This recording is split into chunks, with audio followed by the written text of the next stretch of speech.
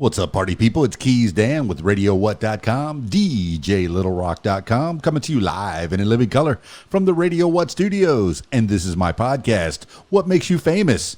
It's an extension of the RadioWhat.com internet radio station that I've been running for quite some time. And if you need DJ services, where do I always send you? DJLittleRock.com. One more time, DJLittleRock.com. Check availability and get a free price quote, and maybe you could have me at your next event. You know I like to party with the people. The people need to be entertained. Are you not entertained? Let me entertain you. Today on the program, I have Marina Amdream. Who's Marina Amdream? What? Where you been, under a rock? If you don't know a lot about Marina Amdream, you're going to get to know a little bit more about Marina Amdream in the next few minutes, so stick around. This week's shows, I have one public show at the Rab in Conway, Arkansas, Friday night. Yeah, my regular video dance party karaoke jam. Yeah, I said karaoke. You're the stars of the show at the Rab in Conway, Arkansas. The place to be. 8 until 12:30 in the AM. They got a full bar, kitchens open, pool tables. They got a pool tournament on Friday night. So if you want to try to make some money on a Friday night playing pool, I encourage you to check out the Rab in Conway, Arkansas. Do it. All right, let's get into it with Marina Amdream. Now, this is a pretty fun one. I had an in-studio visit from Marina Amdream, so I didn't have to use Skype. I didn't have to use the phone, any electronical communication device other than, the recording devices that I use. So if you're listening to the audio version of this, I encourage you to check out the video version where you'll see Marina Amdream sitting right next to me. All right, let's get into it with Marina Amdream recording Marina Amdream now. Oh my gosh. The real deal. Look at this. KeysDAN in the house. Woo! Quiet. You see how wild I am. Hold on. Let me show you how wild I am. Okay, I gotta record me putting up headphones for the first time. You're already wild. You're already getting wild. Okay, so see how wild I am? Okay, I gotta get this together. This is really... I'm on the podcast! Woo! Oh my God. Am I on the podcast? You're on the podcast. Yes! You will have to cut this part out, but this is probably the most exciting... No? I'm not recording. I'm not cutting anything. Oh my gosh, this is the most excited guest you've ever had, like ever! I'm so excited, guys! I'm on the podcast! Woo! Marina Amdream, everybody. Oh my goodness. Welcome to the What Makes You Famous podcast. You're about to have a good time. Give the people an idea of who you are. Who are you, Marina Amdream? Oh my goodness. So I am from Ukraine. My name is Marina, and Amdream stands for American Dream. And I am a motivational speaker, a dancer, a rapper, a writer, a photographer, videographer, and just your friend.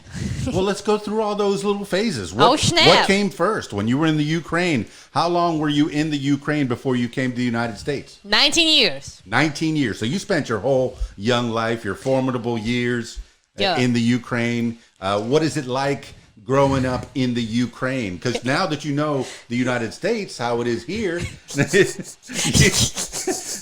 For those of you that are listening to the audio version only, you have to check out the video because Marina Amdream is sitting here next to me and she's crazy. She's crazy. All right. I'm having the best time, y'all. This is awesome. All right. So in the Ukraine, tell me about the Ukraine, because people that live in the United States, they think about the Ukraine, they think about the USSR, and then what became Russia, what used to be the Soviet Union. And then it became, tell me about that transition.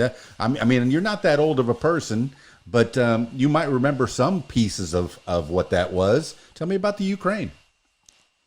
Well, Ukraine became independent in 1991, and I don't know the whole story, but long story short is that the top people, and don't quote me on that, but they basically did not want to be under Russia. And there was a time to break up and try to be on our own, and we're a fairly young country, and a lot of people call it the Ukraine. It's not the Ukraine, it's Ukraine. It's independent. It's actually the largest country in Europe, believe it or not. And we, like any other country, we love food, we love family, we love travel, education is big over there, technology. Now with the internet, we finally connected to the world. And but what makes us Um, I would say different from most developed countries is that we are considered a third world country, although it's getting better, but the quality of life is definitely not as good as, for example, in America. A lot of poor people, depressed people, unfortunately, alcohol and drugs over there is a thing. But, me, for example, I just immersed in education and people who value education and they work hard and they make it. And family bonds are very strong in my country because if you don't, stick together, you won't survive because the living over there is so hard. Everything is so expensive. But if you work hard, you can make it anywhere, even in Ukraine. And so my mom had 3 or 4 jobs to raise us, and I was always top at school. And then back to your question about the breakup. So yeah, the breakup happened. I actually was born my age, y'all, 1987. So I was in Soviet Union for 4 years of my life, and I just remember when the breakthrough happened. I mean, there was shortage of food. The utilities was high. It was not good for regular population at all. Like the breakup actually hurt us, and a lot of people didn't like it. But the people on top want to be independent, so we had to follow leadership. And the breakup happened, and from that point on, the country, has always tried to make it. But if you study history, everybody always wants to get us, and I think one of the main reasons is because we have a lot of natural resources, and the soil is very what's the word when crops grow very well. Oh, you have very fertile land. Yeah, that one. Yeah, we have a very fertile land. Like for example, our land is black, and it's very, very rare to have a black land and black soil. It's like that's the one that's the most fertile. And agriculture is very, very popular.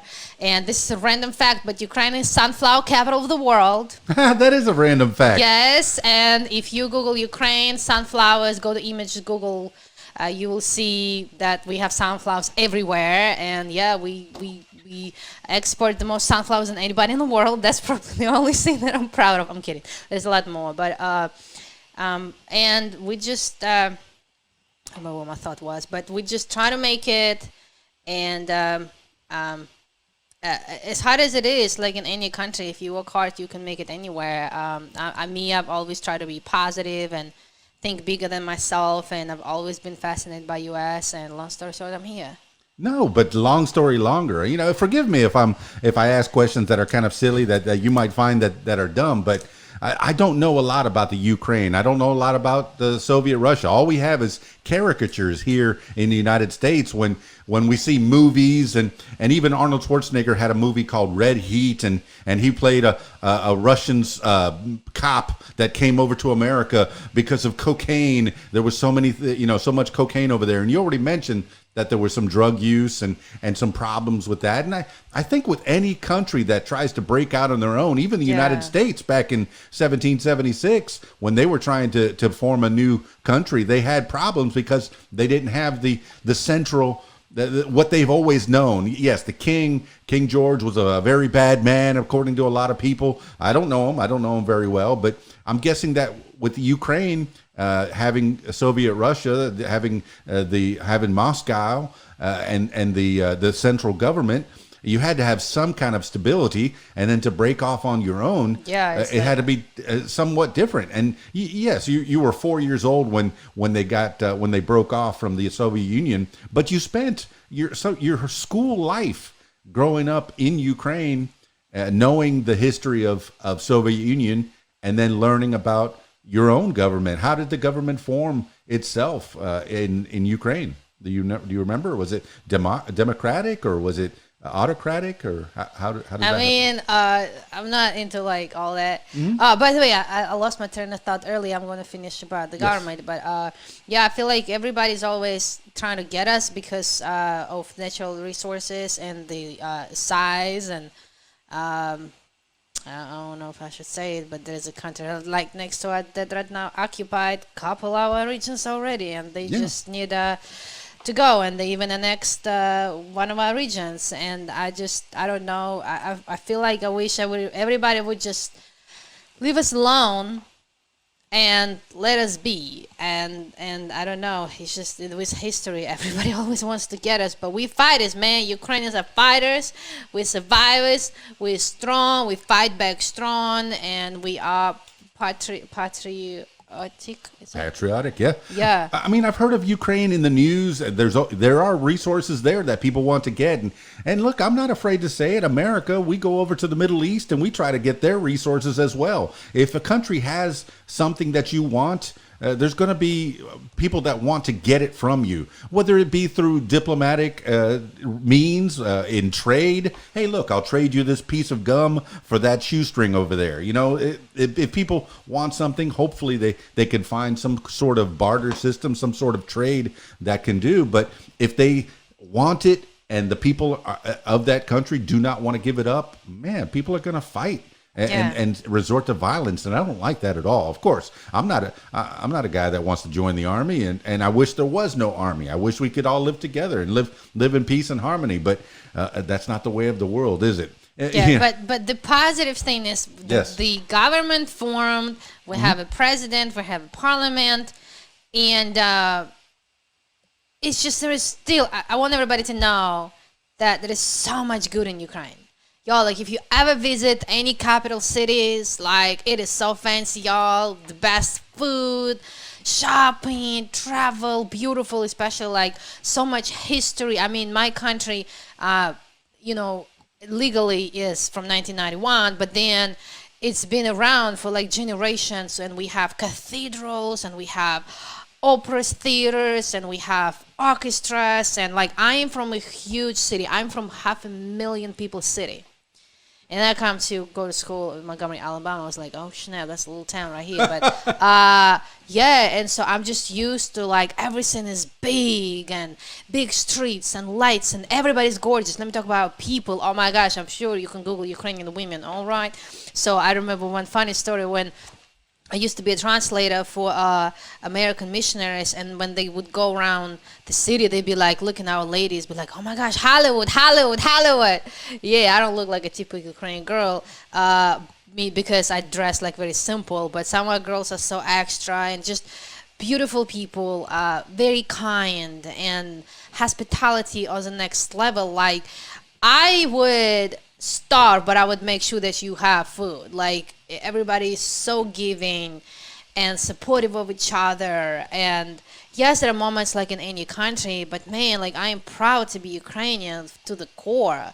Although I did come to US for a better life, because I know being in US I can reach like a whole bigger population, because of more people speak English than Ukrainian and Russian. But man, Ukraine is an amazing country, and I want everybody to know that. Well, Marina Amdream, you mentioned food, you mentioned the culture, and a lot of people, when they want to share culture with somebody, it all starts with the food. Yes. You share a meal with someone. Tell me about the Ukrainian food. Being a guy that likes food, obviously, if you're looking at the video, I have this very little person next to me, next to this big person. Where's medium? I got small and large. Where's medium? I don't have one in the middle. But if you're talking about the food in Ukraine, tell me about the food in Ukraine. What kind of substances are in that? Is it vegetables? Is it meat? What do we got? Yeah, definitely vegetables, definitely meat. So if you think of European food in general, like, I mean, think of the top chefs, it's just so fancy and beautifully plated. And then, forgive me for saying it, I come to America and you have like buffets with big like containers. I'm like, our food will be served just, really. And there are some restaurants here that serve food like that, but for the most part here, everything is simple, ready to go, everybody's busy, eat and go home, But in my country, we put a lot of thought into presentation as well. But the food, I would say you definitely have to develop taste for it, because it's not as, like right here, you use all these spices and everything is so juicy and buttery and even spicy at times, like, a lot of Americans who I worked with before, they would say my food is like plain. I mean, salt and pepper, parsley, onion, garlic. That's probably like all the spices we have. And of course, there are more, but it's not as, like right here, if you watch recipes, they will put like 10 types of spices from all over the world in one dish. A little bit of this, and a little bit of this, and a little bit of this. And it's like, oh my goodness, all these spices. And my kind of salt, pepper, good to go. So it's a little bit plain, but we definitely like soup. That's one thing that is so different from this country is that, like in my country for lunch, I don't know why it's believed that it's good for your gut to have a bowl of soup. Like it's religious. I'm Americanized now. I don't do it, but usually you gotta have a bowl of soup. And we have chicken noodle soup, and we have borscht, which is like a soup from beets and beef or pork, and it has like tomatoes, and then it's like red. It's red because of it's made from beets. So that, and then we have mashed potatoes and fried chicken or baked chicken like everywhere else. And we have котлета, which is like, it's like a burger. It tastes a lot like a burger, but the difference is burger sometimes doesn't have salt or anything. It's just like plain meat fried together or grilled together. In котлета has like an egg and maybe even some bread and some salt and pepper, and it just tastes like very, very juicy. But it's a little thicker than a burger. So a lot of people like that. Also, I became vegetarian, but back in the day, we did a lot of that. We definitely have fried fish, and one thing that I've learned that, like in my country, the health, like eat healthy food, is not as common as here. But in my country, you just eat what you get your hands on. And over here, there is a variety. You can be picky, and I'm Americanized now. I'm very picky now eater. Back in the day, you eat what you have, man. Because the scarcity of food is so wide that it's not a lot of food. You just eat what you get your hands on. Now, a lot of people eat like this. You put piece of bread, and on top you put, for example, butter and a piece of like sausage or salami. And it kind of blew my mind that in America you put bread, then you put something in the middle, and then you put bread on top. Yes. In my country, you only put bread and something on it, and that's it. You don't put like two breads. Is it out of necessity? Is there not enough bread, or do we've not heard of a sandwich in the Ukraine? I mean, now of course, yes, at the internet, I'm sure there are sandwiches now. But when I grew up, it's only one bread, and probably the lack of bread. Like that's probably one bread. When it comes to desserts, oh my gosh, like we eat a lot of sweetest condensed milk. Which is in this country, it's only like a coffee creamer type of thing. Right. But like right here, you have, I guess, sugars everywhere. Cinnamon is everywhere.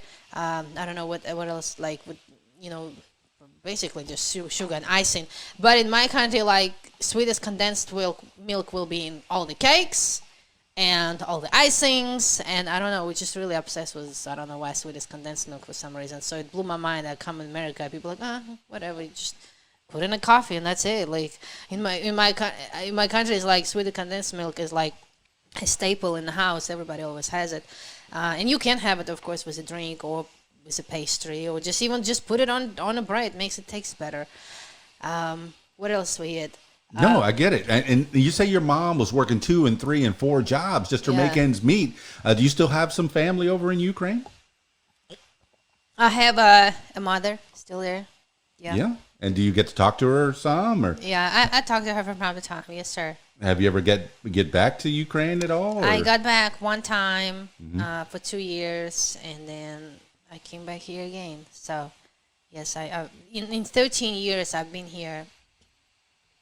In the middle of the 13 years, 2 years, I went home and came back. And now let me finish about the drinks. Please. Definitely not as much water is here. I mean, of course there is water and everything, but people like, it's almost like a fruit punch.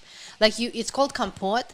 And what you do is that you take water and then you boil any fruit you want, a lot of like berries, because then it'll be red. but you actually like gotta boil it, and then you just pour out the whatever turns out to this drink. You know, you don't even have to have the fruit. You just have the drink, and we really like this fruity drink that is called compote, and as close to it as I can describe. It's just like a fruit punch, but it's not one of those packaged like here. It's actual like real fruit that you boil, and also tea. You know how in Europe we'd like a cup of tea, like oh my gosh. Tea and pastry is like religious, especially in afternoon tea. Oh yes, and not much coffee, but the tea, especially if you have company, you always put in some tea, some cookies, and you just have a conversation. And the hospitality in Ukraine is everything. You always, no matter who comes your way, you always gotta serve something, either cookies or actual meal, whatever you have. You just make people feel welcomed, and we definitely make a lot of connection in my country through food. Like food gets people together. There are a lot of conversations and holidays and crying. Everything you want is around food. Like yeah. I think that's a worldwide thing. Is sharing a meal is a way to get to know people. You can get to know their cultures. You can get to know what they like to eat. If they're eating a lot of rich foods, you go, oh, that guy is going to be real fat for the rest of his life because he's not eating vegetables. He needs to eat more vegetables. But you can see that people, if they drink water, they have a nice salad. You can start to emulate. Oh, okay, that's how they get to have their habits proper, and they get their exercise, and they get the way. You get to know people through their food, and you get to to learn about their cultures as well. Now, I've never had borscht, and I know that if you watch any movie that has any caricature of Russian cuisine, Ukraine cuisine, anywhere in the was it Eastern what do they call it? Eastern Europe, right? Yeah, they have the borscht. The beets. Is beets something that gets grown quite a bit besides the sunflowers that are sitting there and abundant? Yeah, beets and carrots and onions and peppers. Like just we because the food is such a scarcity, a lot of people still grow their own food. And I grew up so poor. I remember one time all we had was squash. Yep, we ate squash the whole summer. Oh my gosh, there's a lot of squash. So a lot of people survive because I have gardens, and there's a lot of preservatives. Like you preserve your own food. So like during summer, you would make different preserves, like as a jam, or even you preserve vegetables, even like vegetable salads. There's like a whole thing. My mama would do it a lot. I've never learned how to do it, but she would like preserve a lot of food, and then when you're hungry, you just open a jar and eat. And so there's a lot of gardens in Ukraine, like a home gardens. Like gardening is very, very popular. I feel like unless you live like in the city, because there is no land in the city. But usually, if you have a house, everybody has a garden, and they grow their own food. So when it comes to beets, they be growing beets and then making borscht. All right. Well, Marina Amdream, that's the home life. Now tell me about the school life. You got your 4 years old. Ukraine is breaking off from Mother Russia. And, here you are, a little girl going off to school. Do you do public school, or do you do homeschool, or is it a combination of the both? I usually do public school. You guys, I'm recording. Hey, yeah. We talk about school right now. Hello. I did public school. I went to school when I was 6 years old, and went to school all the way through ninth grade. And in my country, I don't know now. I haven't been there for so long, but when I was growing up, when you're in ninth grade, you have a choice: either to go to 10th or 11th school, or leave for like the straight college. And because technical colleges in Ukraine are very, very popular. It's I grew up in a very industrial area, a lot of plants and mines and just very industrial area, manufacturers. And so a lot of people would get like trade degrees. And real strange reason why I left school, but I just didn't feel like I fit in my school. I wasn't rich, I wasn't popular, I had like my own self-esteem issues, and I just feel like as soon as I got a chance to get out, I got out. So I went to trade school, college, and I got a degree in ecology. because it was cheaper than the one I wanted. I wanted to study finance, but it was too expensive, so I ended up studying whatever I could afford, which was ecology. It was all right. I don't really care much about it, but I have a degree in ecology. Woo woo. But you have a degree that you did. Did you use any of it? No, because when I was getting my master's to get my master's in ecology, I got an opportunity to come to college here, and so I quit my master's in Ukraine, came here, and they put me to freshman. I was like, oh snap!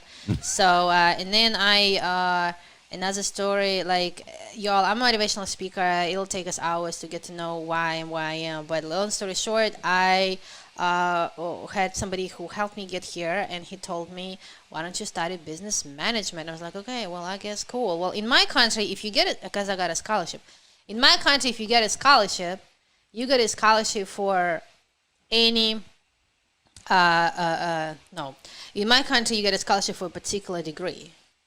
Here, what I've learned is that if you get a scholarship, you can choose any degree that you want. Well, when he told me business management, I thought that this is the scholarship that I got it for. And I was like, okay, well, I guess that's what I'm going to study. And then, to my devastation, 2.5 years down the road, I found out that I could actually choose a degree. So, but in order for me to switch, see, I feel like if I had a chance, I was really into English at that time, I would definitely be English major. 2.5 years down the road, I wanted to change it to theater. And they told me that if I change it to theater, then it would take me like another 2-3 years to complete it. So I couldn't afford it. So long story short, I have 2 college degrees that I don't give a damn about. Yep. Well, that's something that we've heard as well It's in so the United sad. States growing up. Something gets chosen for you. Hey, you're going to be a baker. You're going to be a butcher. You're going to be a A lot doctor. of times, You're going to be parents, forgive me, parents who's listening, but parents are party poopers sometimes. Because they, like, we tell them, like, hey, I want to be, you know what my very first job I wanted to be? Like what? Archaeologist. Why not? Well, because my mama told me you're not going to make no money, so I just, okay, well, she killed my dream. And now I don't really care about archaeology, but the reason I was really into archaeology, because we have this doctor, PhD doctor, or archaeologist, my neighbor, and I was just fascinated by him and his stories about archaeology, and he was just in the university, he was so respected, and I was like, oh my gosh, I want to do archaeology. I was probably 10 when I wanted to do it, but my mom was like, no, you're not going to make no money, so she killed my dream. But what I'm saying is, like, a lot of times people tell us what you can or cannot do, all because of finances. Like, I wanted, one thing that I admitted is that, like, I did a lot of sports, and when I was growing up, and then I was in a dance academy. That's another sad story. Why I'm happy now, y'all, but I had to go through it to get where I am today. But like I went to dance academy when I was 6 years old, and a few months down the road, my mama like, I can't afford it. I was like, oh my gosh. And so my brother was in a different dance academy, and in his dance academy was buy one get one free. Like if there's one brother and sister, you pay like for one. And so I had to go to his dance academy, and there was a different genre, so I didn't like care about it at all. I'm surprised that I did that one for 6 years. And then I quit because I didn't feel like I was growing, because I was in a dance academy that I did not like. So watch, I wasn't in a dance academy because my mama couldn't afford it, the one that I liked. Then I have 2 degrees that I don't care about. So fast forward, and we may get into it a little bit, but because I just kept getting what I don't want, like I developed depression or killed myself twice, because I'm like, why am I freaking studying, and what am I doing with my life? I keep doing what I don't want to do. But it had to happen. So like right now I'm living my best life. I finally do what I want to do. And now I study psychology and leadership and business, and nobody can tell me nothing, because finally, for the first time in my life, I tell myself what I can or cannot study. Not my mama or not my professors.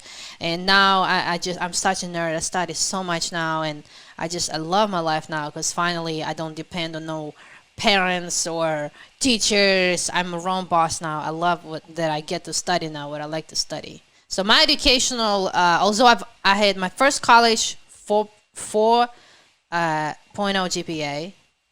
The second, Ukrainian college, American college 3.5 GPA. So I'm a little smart.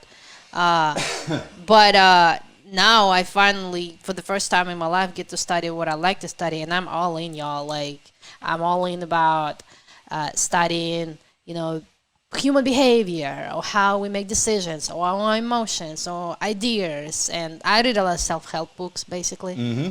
So that's where I am right now with my school, and I'm a firm believer in continuous education.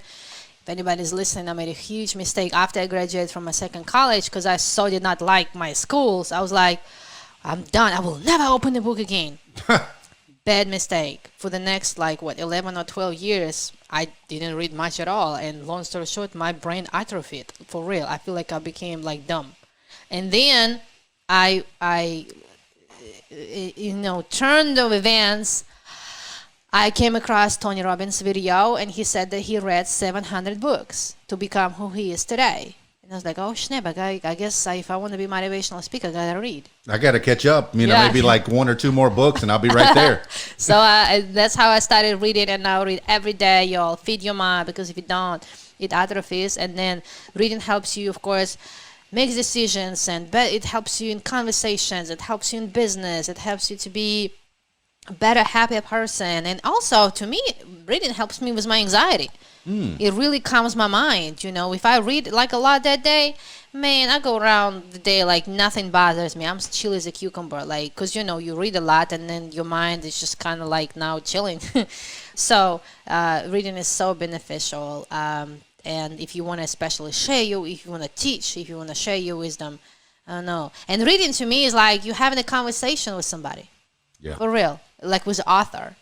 I love it. And then when I get to share, because I feel like that I have time and I have money to buy books, any books that I want, it's a privilege. I feel like a lot of people in the world, especially in third world country, that don't have access to any book in the world that they want. I do. And because I'm so privileged, I'm so grateful, I feel like I should share. And I share some of the snippets. So I don't plagiarize everybody. Thank you very much. Mm-hmm. But I do share some of the snippets that I learned. And I write a lot. And so far, people like it. Well, saying if you're lonely, you're saying that reading a book could help you to feel like you have a friend that's talking to you at least. Yeah, and some people like fiction books, and they like stories. I like to imagine. To me, I like self-help books because I went through almost killing myself twice to now being one of the happiest people in the world. And the way first of all, God has helped me turn my life around. But then I never had a therapist. I just started literally reading self-help books, and what happens is that when you read something, it's like a light bulb goes up. You're like, oh, okay, well, that's what I did. I should not have done it. Oh, okay, for example, I would highly recommend Crucial Conversations book.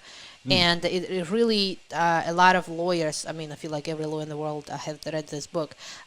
So I, used to have a temper. I'm a domestic violence survivor, and I would fight with everybody, and I was just bad mouth. I was just a bad girl back in the day. Well, because nobody has ever taught me how to manage my anger and how to manage conflicts. And when I read this book, I was like, oh my gosh, I wonder why one of the reasons why my life was so bad is because I was just a mess. I couldn't hold the conversation. I would snap back and always want to be right and call names people, just wrong, bad. And after reading this book, I'm like, girl, all I gotta do is just listen and compromise. That's basically, to sum it up.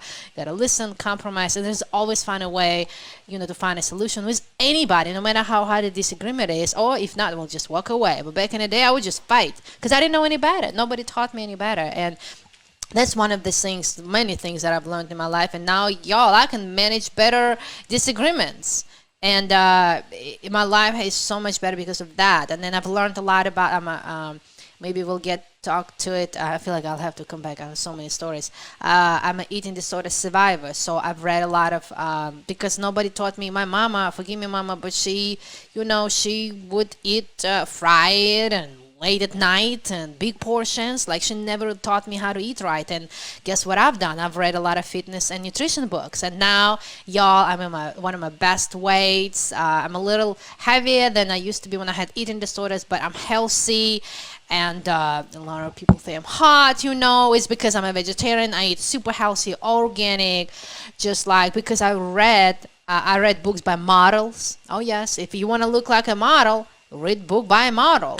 And they would tell me like you eat roasted vegetables. So in the morning you start out with water and a splash of apple cider, drink through straw though for your teeth. You know what vitamins to take. Like I'm very conscious of my health because I've read books about it. You know, just I can go on and on about how books has changed my life, and it's only up from here. And I'm proud to say that I'm self-taught. Like everything, I've turned around my life now because of. I'm not saying therapists are not helpful. They absolutely are. Or life coaches are absolutely helpful. If you don't have time to read as much, you know, go just hire a professional. But me, I turned my life around just because of books. Yeah, I want you to go on and on and on because you seem like a person that's very well adjusted, and you've come through a lot. Well, tell me, all right, I want to take you back to the dark times, to the 2 times that you said that you were suicidal. Did you have people around you that you could talk to? No, or by was myself. it you digging into your own self? Yep, I was And alone. did you go to a library and find a book? And what was the book that pulled you out of the first Bible? The Bible. Okay. Yep. So now, what happened was there was- any particular books of the Bible? I've read this book at least 5 times over the course of my life, and it's like stereo instructions. You know, you have to take little pieces and figure out. Oh, wait, what happened? Who begat what? Especially Leviticus. You know, it's kind of difficult. But you know, once you get through some of the parts really do help you. It's a good book of instructions. Whether you believe that it's a true story or not, It's a guide. It's a guide. It's a good book. Now, tell me about the parts that you read and that pulled you out of the darkness. I like Psalms. Everything. Psalms is like the best book ever. It's so uplifting. I just love it so much. And Psalms is like memes. It's like you know, you can put these Psalms on a meme and they'll uplift you. You put them on a poster at your office at work. Anyone. I love Psalms so much. But I literally just I got to the point where I said, you know, God, I can't do it anymore, and I started reading the Bible every day. And long story short, I met my ex-husband, and I really truly believe that he's, you know, people say it didn't work out in the end, but in the beginning, you know, some people you meet for a season, and I feel like I'm grateful that, you know, I feel like because I was with him all the time, I couldn't like really be depressed or suicidal or have eating disorders because I was with him, and I truly believe that God sent me my ex-husband, and that's what kind of pulled me out. You know, out of depression. So people do help, absolutely. If one thing I would tell you, if you're going through anything right now, depression, if you're sad, you know, ask for help or go talk to somebody. Marina Amdream, write me a message, we'll talk. But just being alone, that's what happened to me. I was alone in a room in college, by myself, no family at all. And I just started creating these stories in my head. I would say stuff to myself like, there is no point, or I'm useless, or I'm worthless, or like everything's so bad. And you know, if you keep saying to yourself like, oh, everything's so bad, everything's so bad, I mean, you start to believe in that everything's so bad. But right now, I want to challenge you to change that thought. So you know what, life can be great. And it's almost like you're like, girl, what is you talking about? Like, life is terrible, it's not great. I know right now it seems this way, but it's almost you have to like fake it to make it, to believe it, you know. At first it may sound odd and unnatural if you start just all of a sudden, I'm gonna just smile every day, even if deep inside I feel like crap. But what it happens is that you got to almost control your physical gestures and physical stamina, because here's the thing: when you're depressed, guess what we do? We curl up like a ball and we feel sorry for ourselves. So I challenge you right now, just get up, straighten up, and stand in a Superman pose for like 2 minutes. And tell people what is the Superman pose? Well, you put your hands right on your waist, and you open your chest as wide as you can, and you just stand very straight and breathe deep. And I know it may sound so odd, but like, have a smile on your face. The widest smile you could have. You're like, girl, like, why am I going to be standing in the room smile like a crazy person? It's okay, I promise you. Just holding a smile, even for a minute or two, it's almost like you trick your brain into feeling better. And this trick definitely can help you, like, immediate feeling better. It's proven by science so much that if you change your body physiology, then your mind will kind of catch up and come along, and it'll make you feel better. But the secret to getting out of depression or any problem you have is just being consistent, and almost like you have to now I'm getting into my life coaching, but you gotta like decide that I choose to be happy no matter what. Like, I am going to be happy every single day. And like me, for example, do I have bad moments? Absolutely. Sometimes, I have my moments, but the difference between me now when I have my bad moments to before, I don't, like, that's what Tony Robbins would say, I don't stay there for a long time. Back in the day, okay, I had a good pity party. Like every day, my pity parties were so good every single day. Like me and my pity party. Oh yes, oh yes. And I got to the point, you know what? I don't want to have pity party anymore. Now I want to have a positive party every day. And the life can be so much better if you just become more positive, man, and really be conscious of your negative thoughts. But it's a continuous progress. It's every day. But guess what? I have a good news for you. It's going to get easier. And again, if you're going through something, of course, do ask for professional help. You may need some medication as well. But I don't take medication, although a lot of doctors has told me that I need to get anxiety medication. I struggle from anxiety. But instead of taking medication, I meditate a lot. And that's one of the things that could help you too. You can deep breathe for like 10 minutes every day, or go for a walk, listen to music. Basically, find something that will relax you, because stress can kill people. Absolutely. It can cause you cancer and headaches and everything. Stress can kill people. So learn how to manage your stress and your negative thinking. And I don't know how we got all of this to here. I think we talked about suicide, but I can and also have purpose. Very, very important. There has to be a reason why you're here, and so that comes from knowing your gifts, knowing what you're good at, and knowing what you like, knowing what you want. If you don't know, if you like, I don't know what I want to do.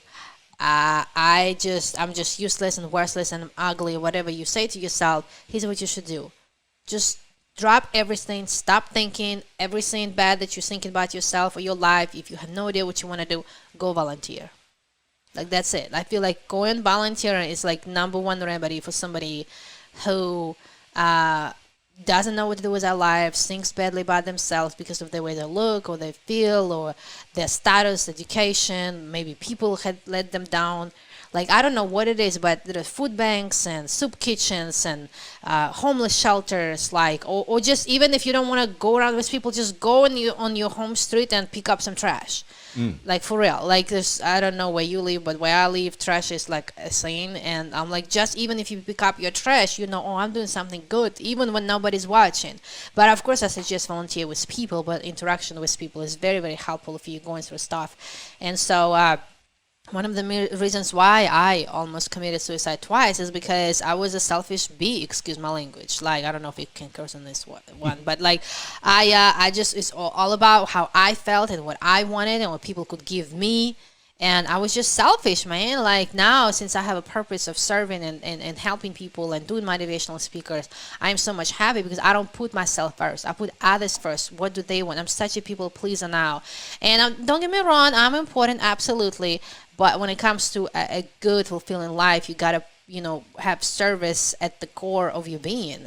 And if you start volunteering, you may create new connections. And also, I hope it's going to make you feel better. At least, okay, if you're going to serve 200 meals a day, at least it'll take your mind off your sadness. Like, for real. Like, even if you serving a meal and your mind is still wondrous and still telling you bad things, well, guess what? Come back the next day, and eventually it's almost like you are in a fight with your own brain. And here's what's happening is that our brains are designed to make us survive and comfortable. Like, that's it. That's what brains are made for, to make us survive. And if there's anything that will make us uncomfortable, the brain will do anything to try to talk you out of it. Especially, like, imagine it's early morning, 5 a.m. and you want to go for the run and you're tired. Get what your brain is going to tell you. Oh, Marina, just go to sleep. Like, it's okay, just go to sleep. Well, you got to fight that. You got to be like, no, I'm not going to go to sleep because I'm going to go around, because I'm going to be this amazing athlete and I'm going to be in NBA, whatever your goal is. And so you got to fight your own brain, because it's going to keep try to talk you out of anything you want to do forever till the rest of your life, because all it wants you to do, literally, if it was up to following what our brains wants us to do, it's just basically we will have to be just eat, sleep, and go to the bathroom and recreate. Like, that's it. That's what brain wants us to do. But we want to do higher than that, and anything higher, anything better requires effort and work and self-talk and faith and service. And so just try to talk yourself out of it. And, yes, you may have therapists. Yes, I may say something, and kids may say something, or whatever you look up to, whoever can say something, your parents. But I hate to tell you, in the end of the day, if you don't say to yourself, I'm done with being sad, I am going to get up and I'm going to make an effort and I'm going to wash up. If you're feeling down right now, as simple as go have a shower right now, like for real, brush your teeth. It's such a basic thing, but a lot of people, and I was one of those, I would be in bed for days. But something about having a shower, it's like you just wash it all off. It may make you feel better just having a shower. Go outside, take a walk, look at the trees. You got to learn how to be present. That's what happens with our minds, is that like we create these thoughts, and we almost like forget where we are almost, because we like disappear in our own thoughts. So I want you, like wherever you're right now, I want you to touch a chair or a bed, or even just touch your hand and feel the touch. Okay, come back to present, or listen, like you listen to us right now. That's great. Or just listen. The sound can help you come back to present. So when you are in the present moment, that can help you stop, the racing thoughts or whatever. And I know I can go on and on about what you can do for your depression if you're trying to kill yourself right now. But I think number one question for people, and that was for me when I wanted to kill myself, is because why? Who cares? Like, nobody cares. Why should I be here? Let's just end this and end of story. Well, if I tell you why, it's because you were there's so how, I don't know how many, I think it's 400 trillion when it comes to sperm, and you were the one who was chosen to become you, not the other 400 trillion, but you. Okay, so you have a unique opportunity to enjoy life, and why not to be here? Why not to experience what you are the lucky one to be here on this earth for this time? So why not to experience amazing things, and why not to help people? A lot of people don't believe that they have gifts. I can guarantee you, if we go deep, I mean, I'm sure there's something that you're good at. I mean, maybe you're good at talking or cooking or cleaning, serving, inventing, creating, dancing, DJing, whatever. There's some gift that you have, and we want you to share the gift with us, for real. Like, I want you to bless me with your gift. And again, if you don't know what to do, just start serving. If you don't know what it is, just start serving, and somehow you will come up with what you should do. I know we don't talk much about faith on this podcast, but I'm just telling you, just pray about it. I'm a very religious person. Pray about it, and know that people do care. Like, you will be surprised how many people will care. Like, all you got to do is ask for help. And sometimes we say to ourselves, people don't care, but a lot of people care. And that's what to my surprise, when I started making friends, I was like, oh my gosh, actually a lot of people do want to be friends with me. All you got to do is ask. Now I meet somebody, hey, do you want to be my friend? Kids, do you want to be my friend? I'll be your friend. See, awesome. See how easy that is? You can make friends and just enjoy the nature and travel and good food and cultures, and why not to experience that? That's amazing, So for that reason, stay with us, and don't end it. Stay with us. Marina Amdream, that whole rant started off with a dark place, and it ended up in a light place. Yeah, it tells me that you've been through so much, and you've learned a lot through your reading, through your speaking to other people, through all of your experiences since then.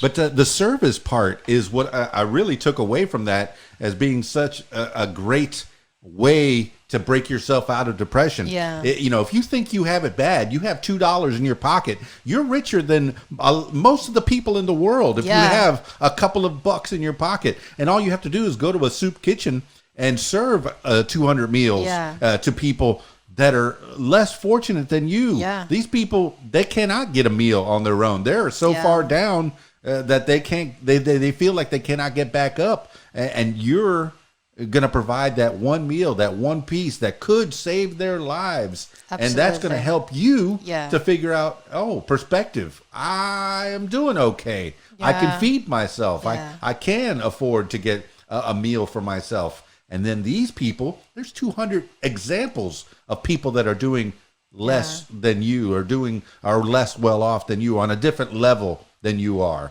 financially or securely. Their minds might be strong, but their lack of fortune and their lack of opportunity is the opportunity is missing, and you're helping them. Now, let me take you back to when you were a child. I just heard a podcast where there's two types of parents. There's a gardener and there's a carpenter. And the carpenter, it sounds like you had carpenters that were trying to get you into a profession that they wanted. A gardener will plant seeds and say, hey, look, you want to be a dancer? Here, go. You want to be an archaeologist? Here's a shovel. Try that. You want to be a mathematician? Here's a pencil and a calculator. Here, try that. They give you a lot of different tools for your toolbox, and then a carpenter will try to set something from an early age. That's where you go. I mean, there's two different types of parents, and yes, there can be advantage and disadvantage to both types. Where a carpenter, you put him in that, you're going to be a doctor, and there's nothing else you're going to do. No chance to be anything else. You're going to be this, and they might succeed at that. Or, you could try dancing, you could try dolphin training, you could try being a DJ, you could try being a motivational speaker. Try it all. Yeah. But then maybe they don't succeed as much as they would.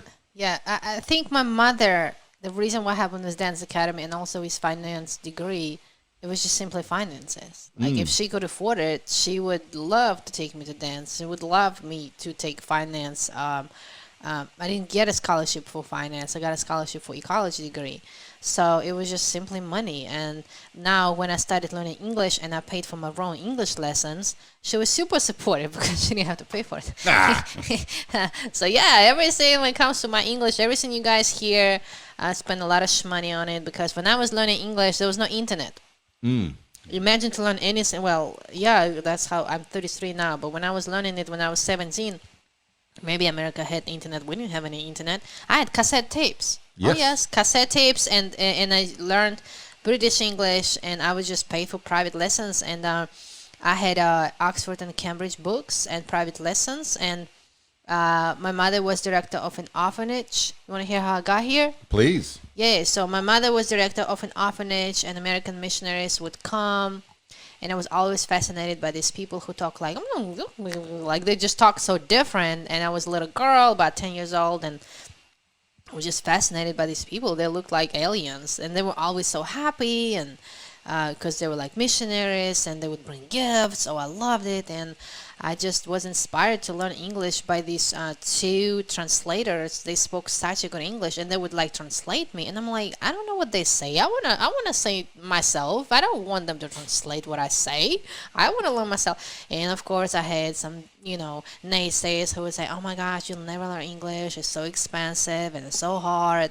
Look at me now talking to you in English language. So I literally started from the alphabet in the age of 17, and I used to talk like I would be very slow. I would study 10 words a day, and I was just got obsessed with English. Like it just really became a passion of mine, and I went through from at the age of 17 from knowing 3 to 4 words to now I know thousands of words, and it's just the pure memorization. Like I don't know what else to tell you. Practice and memorization, and of course knowing grammar and knowing how to put the sentences together. Learning a different language is the hardest thing I've ever got to do, but it definitely opened up a lot of opportunities to me because now English is probably the most spoken language in the world. So now I've met you and I've met people from all over the world just because I speak English. So I feel like I definitely got a return on investment. So if you already speak English, you're good. If you don't, you should consider learning it because English really can change your life, and that's definitely has changed mine for sure. And so I got inspired to learn English, and then I met I knew that some missionaries would come to my mother's orphanage and stay at the orphanage for like 10 days, and so hang out with them. Again, that day I got they were translators, so I got inspired to learn English. Then, long story short, I met one missionary who came for Christmas camp, and he was an older gentleman, but we kind of hit it off, and I started working for him as a translator because back in the day there was no apps. There was no Rosetta Stone. There was no, I'm just going to say something on the phone and it'll translate. The only translator you have is a human being. So I was your Rosetta Stone. I was your app that you would use to communicate. And he would travel all over my state, and I would translate for him. And then I just told him that, like, I've always wanted to come to U.S. I never really wanted to live here. I never wanted to go to school here. I just wanted to visit. Like, I was fly. I was making money. I was high. Like, when I was living in Ukraine, I was living my best life, you know. What kind of work were you doing there? I was working as a translator, and I also worked for this Bible Institute run by Americans, American missionaries. And, designer clothes, just good food. I mean, and my mama, she didn't make me pay the bills. So everything I made, I spent on me. Yeah, it was a good life. So you were doing good. Does that mean that you went up a level in class? Is that something that happens a bit in Ukraine, or is it hard to go from being poor to being middle class? Yeah, I definitely went up in this class because I was very poor when I was just with my mother. But when I started working for myself, like, my mother, she still paid the bills. She didn't really ask me to pay the bills, so everything I made, I just kept. And I spent most of it on learning English, for sure. Learning English was not cheap, absolutely not. I would have 4 private lessons a week. Like, imagine, private anything in any country is a lot. So I would have 4 private lessons a week. I would buy books. Oh my gosh, just because there was no internet. All I had was books. So I would buy, like, expensive books, like any educational book, like those thick, big books how you have in college for $150, like that, like really big books. And that's what I spent my money on. And, if I wanted some clothes, I just would get that. And so, ironically, got an opportunity to come to college, developed depression, and almost killed myself. And the reason was many reasons, and I think one of them is because if you don't get anything out of this podcast, get this, like, you got to set goals. And nobody has told me, if you set a goal, if you achieve it, you can set another one, and another one, and another one. And I want you to get something. Happiness, Tony Robbins says that. Happiness is in the progress. You have to continue to grow. And you're like, oh, duh. Well, when I was 19, nobody told me the concept of growth. So what happened to me, I came to America, and I'm like, well, I'm already here. I'm good. I guess I'm done. That's it. Like, that's it. I started learning English at 17. Complete immersion, obsession, just moving and me moving around and tracking the Americans. I would, like, go to Mormons just so I could hear their English. Also, I didn't understand anything about Mormon faith, but they were very sweet, and they let me go to their church so I could just hear them speaking English, And every time I would, because I'm from a huge city and people travel from all over the world in my country, and I would, every time I'm on a bus stop, and if I heard English language, I would literally come up to people and try to say something to them. Where are you from? So I could practice it. And complete immersion. And from 17, I started learning. Guess what? 19, I was already here. Just because I was obsessed with it, But then when I got here, I was like, okay, well, I'm done now. And so guess what? I had a purpose. That's what I told you earlier. You got to have a purpose. I had a purpose, and then I got here. I had no purpose. Yeah, sometimes it's not the journey, the destination. It's the journey. Yeah, it's getting to that goal. Yeah, and then when I got it, I was like, okay, well, now what's next? Now what? Yeah. And nobody told me that. Well, I should have, in my head, I should have wanted more. And okay, now I'm in U.S. Now I could have set a goal. I'm gonna go all over the world now. But I didn't know what to do with myself. And also, I had to study business management that I didn't care about. Like if I studied English, because that's what I was obsessed at that point with, I feel like I would be a lot happier. But y'all, everything had to happen to me so I would be in front of you today. Because if I didn't lose my mind, I would never become motivational speaker, and it had to happen. So now I have actually what to talk about. So you came over from Ukraine with this American that you were translating for? He lived in Montgomery, Alabama, and Landmark Church of Christ missionary, and they kind of were like my adopted family, the older family, and I got full ride scholarship, and they would give me money. They basically sponsors me. And so one of the reasons why I'm so into charity and giving back right now is because I was so blessed, like was basically free ride. Like, yes, I killed my body a little bit with eating disorders, developed eating disorders here, but I had full ride scholarship and everything was just free, and I'm just so grateful. And now I just believe I've got to pay it forward, and then I had like my whole life, not anymore, but my whole life I had a low self-esteem when it comes to my body because, again, I grew up surrounded with some of the most beautiful people you would ever see. And I look like a plain Jane every day, unless like I dress up for a picture or something. But I would have to beg to differ, because people that are watching the video will see this beautiful woman next to me, and she's saying, "Oh, I'm not that good looking." Well, we always compare ourselves to other people. Well, right? now I'm pretty good looking now. Okay, because you've worked on it. I removed my wisdom teeth, and now I have a defined jaw. My nose kind of straightened up. It's like a lot had happened to. I don't know. When I was growing up, I was like an ugly duck, and then I turned to a dove. Like for real. Like as I grew up, just my face features has changed. My lips are fuller now. I don't know. I just pretty now. I don't know. It happened. So but I didn't know what to do with myself, and I had a low self-esteem when it comes to my body, and I wanted to be skinny. And I want to tell you something, you guys, that's so important to really pay attention to what you think, because I believe that one thought can kill you and one thought can heal you. And so what happened to me is that I had a thought, and to this day, I don't know where I got that thought from. And the thought was ballet dancers, ballet dancers, like beautiful ballet dancers. Mm-hmm. They eat and throw up to stay skinny. That's one thought. I don't know, did I read it somewhere? Did somebody tell me? They will put that thought in my head, whatever heck that was. But I was 19, I was by myself, no mama to tell me what to do, what not to do. A lot of mistakes we make when we get on our own. That's when we make a lot of mistakes. And so I was like, oh my gosh, that's such a good idea. I can eat and throw up. That's such a good idea. I thought it was smart. Well, I did not know if you do it for more than 21 days, it becomes a habit. And I became a bad habit. I'm very healthy now, but back in the day, that's what I chose to do. And I would eat a lot. And plus, like, there was just the pressure going to college in a different language. It was, like, so hard, y'all. I thought I knew English. I was wrong. Because in order to speak English, you can know 3,500 words of any language and you'll be able to speak. Because on everyday basis, we basically use the same words like eat, go, walk, call, go home. Like there's some common words that we use every day, the same words.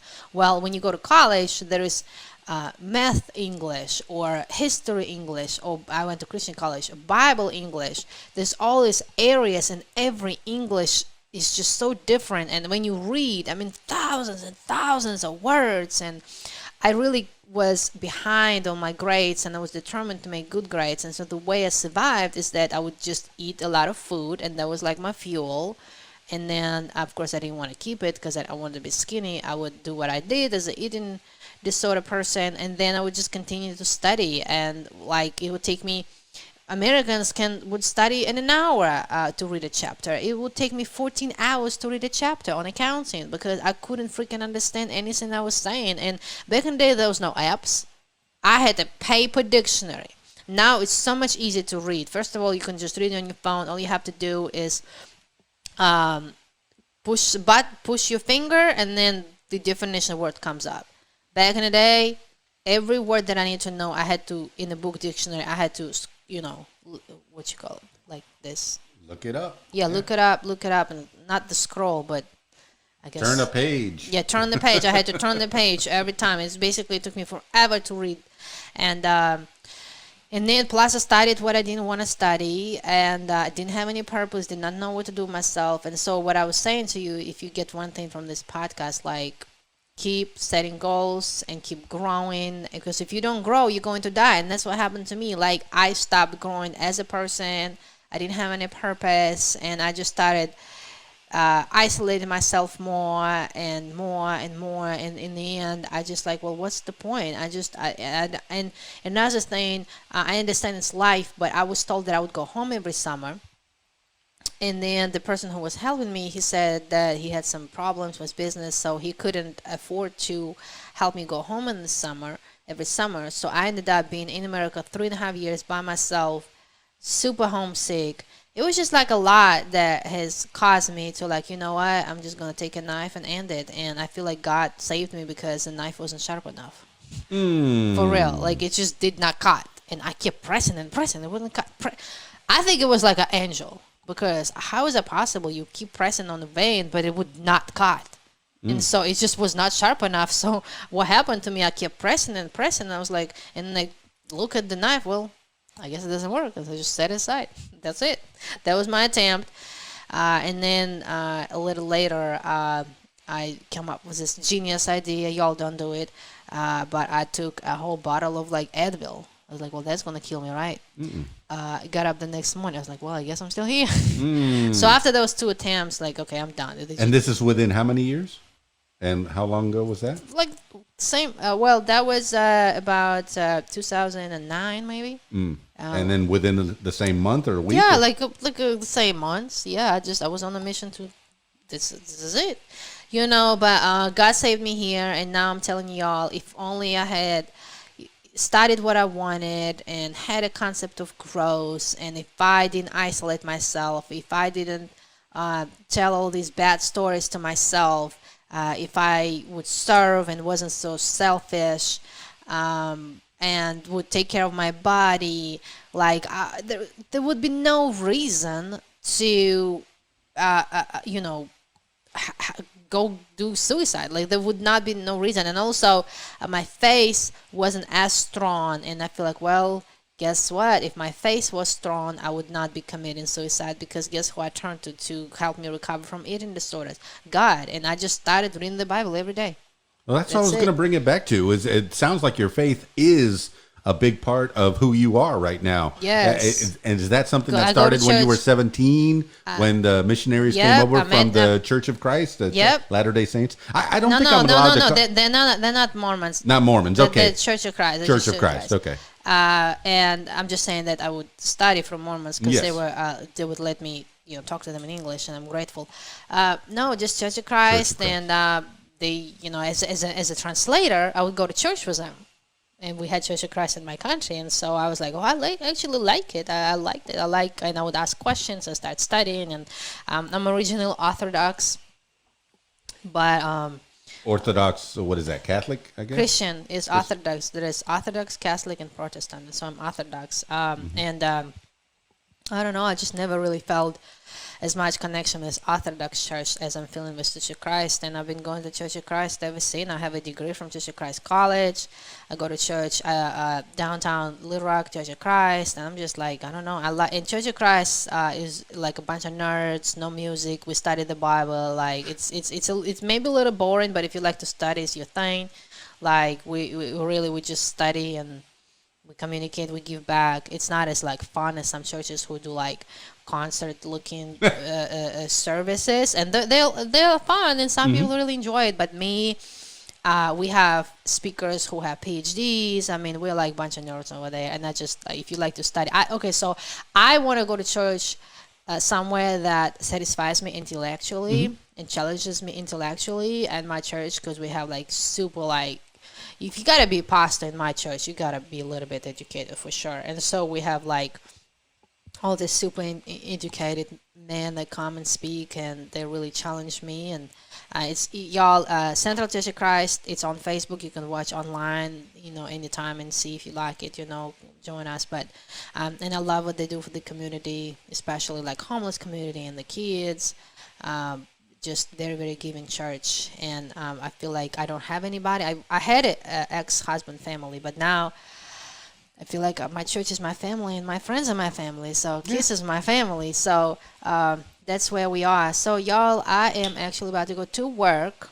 Yeah, that sounds like the sign of a good church is one that gives back to the community, that helps out, not just one that here passes the offering plate and then you never see anything again. So it sounds like Church of Christ is helping you and helping the community. That's beautiful. Yeah, and I absolutely hate that I have to go because so much more I want to say. Maybe Keys will let me come back one day. But y'all, I have this quote that I always finish any speak. Y'all, I speak to hundreds. Well, before you do the last words, I want you to tell people how to find you and that you're going to start your own podcast. That's pretty much why you're here.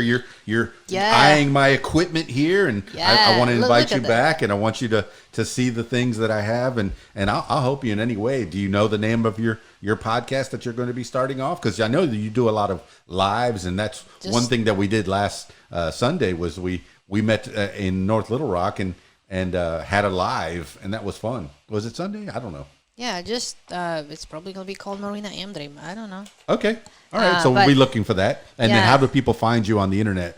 Marina, Marina, like both Marina. And then Amdream as American Dream, Amdream. And I do monthly events. I speak to hundreds of people. And hopefully, you will, like some of the stuff that I do. I'm a writer. I definitely write a lot. That's what I do the most. And if you want to follow me, definitely got to read a little bit, and hopefully anything that I say is inspiring, and I get the stories. I'm inspired by my own life. I feel I've read so many books, and I'm yet to read a book that has had a life like mine. And I've had, I feel like anything you want to imagine, I've had it, and that's why so many people can relate to me. And I speak to a lot of people and just share my stories. I know it's a risk that I'm taking because I get a lot of judges, a lot of judgment, but I definitely gain more than I lose, and it just comes with internet fame.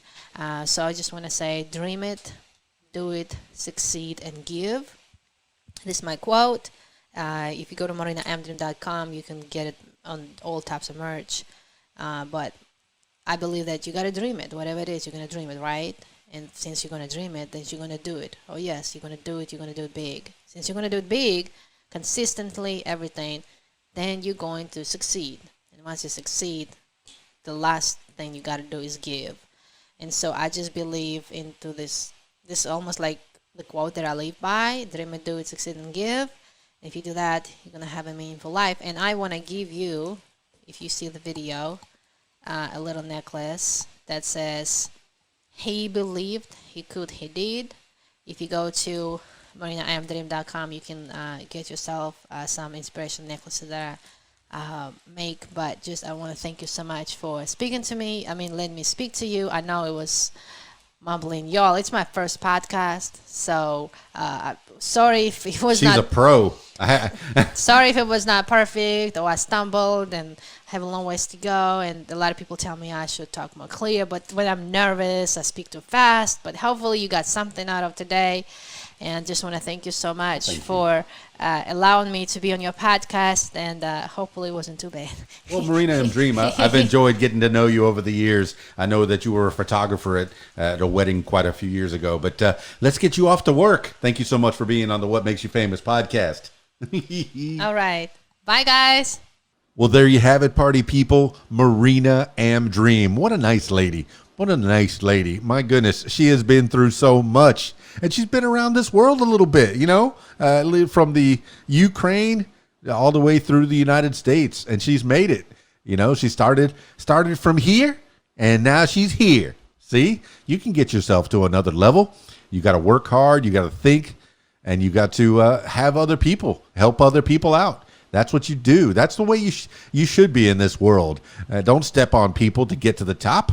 You bend down and pick other people up as you're heading up the ladder of success. And that's what you do. Uplift people. Marina Amdream, she's been a source of uplift and encouragement in my life for quite some time now, and I appreciate that she came on the What Makes You Famous podcast. Marina Amdream. Look her up. Look up her website. It'll be in the show notes just below there. and you'll see Marina Amdream. I think her Facebook is Arkansas Marina Amdream now. I think there's one that she doesn't use anymore, but she has merchandise. My goodness, she gave me this cool little pendant. I don't know if you can see it. Let's see. He believed he could, so he did. Yeah. You can get all kinds of cool stuff like that on her website, Marina Amdream. Thank you so much for being on the podcast, Marina Amdream. I look forward to talking to you again and again. I look forward to your podcast. I know I see your lives all the time coming up my Facebook feed. I appreciate that.